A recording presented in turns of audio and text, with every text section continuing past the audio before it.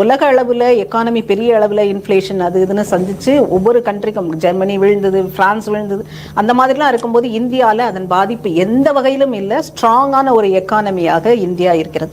இதெல்லாம் 10 வருடங்களுக்குள்ள இவ்வளவு சாதனைகளை பண்ண முடிகிறது, இந்தியாவை இந்த அளவிற்கு முன்னேற்றத்துக்கு எடுத்துட்டு போக முடியுது அப்படிங்கும்போது கடந்த 60 அதற்கு முந்தைய 60 வருடங்கள்ல இந்தியா எந்த அளவிற்கு வளர்ந்திருக்கலாம், அதை தடுத்து நிறுத்தியது யார், அந்த அரசியல் என்ன மாதிரியானதுங்கிறது இன்றைய மக்களுக்கு வாக்காளர்களுக்கு தெரியத்தான் செய்யுது. அதை உணர ஆரம்பிக்கும் போது 2014 19 அன்னைக்கு அவங்க செய்யும் போது இது வெறுமனே பேச்சாக இருக்குமோ அப்படின்னு மக்களும் பார்த்தாங்க.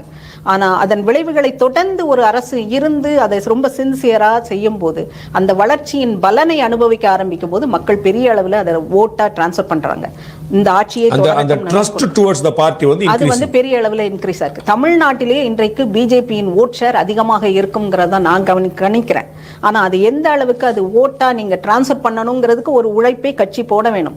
அது இன்னும் மிஸ் ஆகுதுன்னு நான் பார்க்கிறேன். நான் ஓட்டு போட விரும்பினா அதை ஓட்டை கலெக்ட் பண்றதுக்கான விஷயம் உங்கள்கிட்ட இருக்கணும்.